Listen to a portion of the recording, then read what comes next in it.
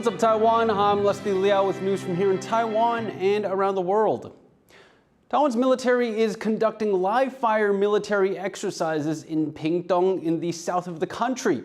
A combination of heavy artillery, helicopters, and fighters are being used to hit mountain-placed targets. The drills come a month before the armed forces will begin their largest ever war games in July, the Hanguang exercises. A high-ranking official in Taiwan's ruling Democratic Progressive Party has resigned. That's after a staff member says the official didn't take her allegations of sexual harassment seriously. Stash Butler has more.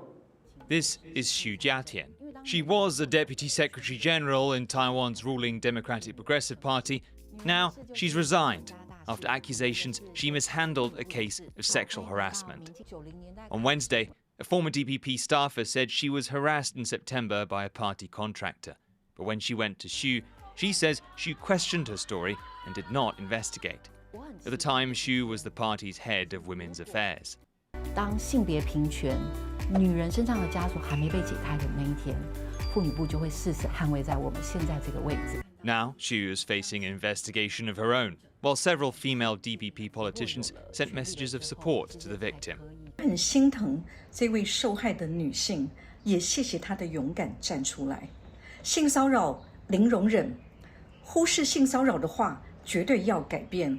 But Taiwan's opposition Kuomintang, or KMT, is accusing the DPP's chair and presidential candidate Lai Ching-te of knowing about the case before Xu was promoted. 许家田从妇女部主任高升副秘书长，你到底知道多少案情？你还升他职位呢？ The DPP has ended its relationship with the contractor and promised to crack down on harassment. 赖清德主席表示，对于任何涉及性骚扰的事件，党中央绝对采取零容忍的态度。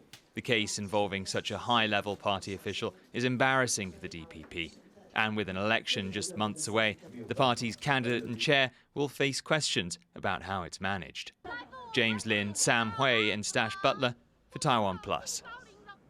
Asia's largest tech expo, Computex, has been showcasing the industry's latest offerings all week in Taipei. The mega trade show also features a dedicated section for startups. Joyce Zeng went to see how some entrepreneurs are adapting tech for those who may need it most. Gaming displays and virtual sketchbooks. It's flashy gadgets galore at Computex Taipei. But these gizmos were all once just an idea. Innovation is the driving force of tech. That's why this trade show has a zone dedicated to startups. 400 teams from 22 countries gathered in Taipei for Innovex, including entrepreneurs from France, Germany, Belgium, Italy, and Japan. We are already in a new era of computing where artificial intelligence has taken center stage, but industry leaders say that we have yet to see the full potential of AI. While this has caused concern for some, but for others, like some of these startup innovators who are looking to use tech in healthcare, say that AI and smart solutions can be life-changing for those who need it most. For entrepreneur Mark Chang, AI's new language capabilities are an opportunity to make better tools for patients with motor speech disorders. This is when people have difficulty moving the muscles needed to talk, possibly caused by injuries to the brain, like in strokes or Parkinson's disease. Who is the person who really needs these solutions to benefit their lives? Actually, the patients with the physical disables.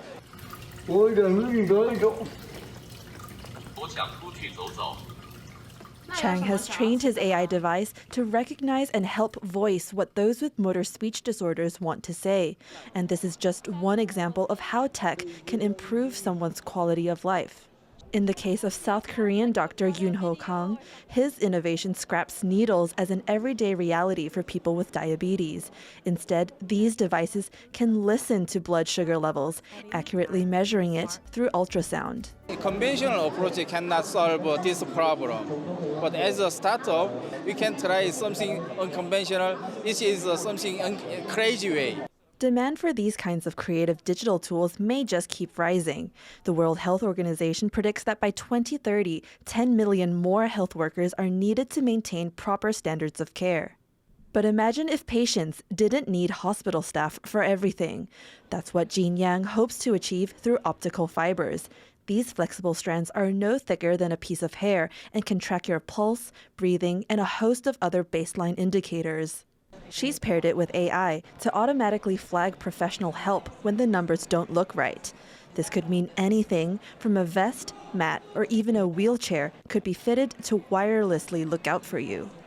But with such bold ideas, gaining trust becomes the biggest challenge.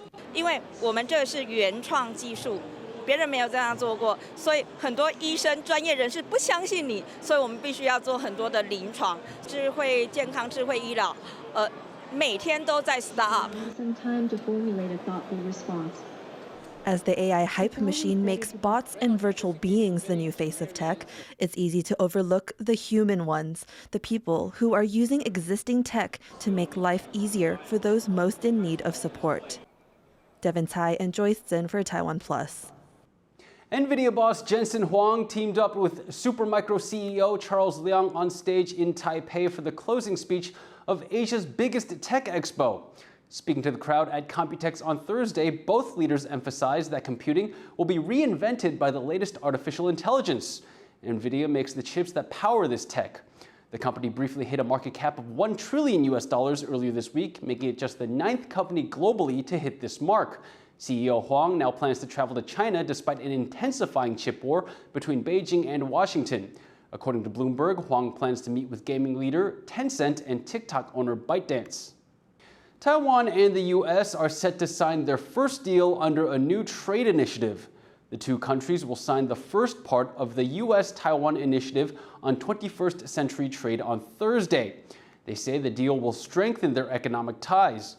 It'll aim to cut paperwork for businesses, but it won't reduce tariffs on goods. Talks began on the agreement last year after Washington left Taiwan out of a larger trade initiative called the Indo-Pacific Economic Framework. The U.S. is Taiwan's second largest trading partner after China. After 24 years in orbit, Taiwan's first satellite recently re-entered Earth's atmosphere and burned up on entry. January 27, 1999 will forever be a milestone for Taiwan's aerospace industry. On that date, the country's first satellite, Formosat-1, launched from Cape Canaveral, Florida, taken into orbit on a Lockheed Martin Athena-1 rocket. It circled Earth once every hour and a half at an altitude of 600 kilometers. The 400-kilogram craft boasted sophisticated instruments that observed our planet's ionosphere and oceans. But Formosat-1 meant much more than the data it sent back. It proved that Taiwan was a contender in the space industry. 第一颗卫星的目的就是要学习卫星制造技术，建厂房，然后建所有整测的设施，所有都是从零开始。 After the successful launch, Taiwan became the 33rd country to send a satellite into space. Formosat-1's mission was originally supposed to last just 4 years, but it remained in operation for 5.5. Even after it was decommissioned, the satellite stayed up in space for nearly 2 decades longer. That is, until recently. In early 2022, the craft started losing altitude at an exponential rate. It re-entered Earth's atmosphere and burned up in late May, marking an end to its 24 years in orbit. Taiwan has now sent multiple satellites into space, and the success of the country's space program is a testament to Formosat-1's legacy. Without it, Taiwan would never have learned how to touch the heavens. Over a dozen government agencies are teaming up to fight illegal logging in Taiwan. Police, the courts, and forestry officials in the eastern county of Hualien have launched a joint crackdown.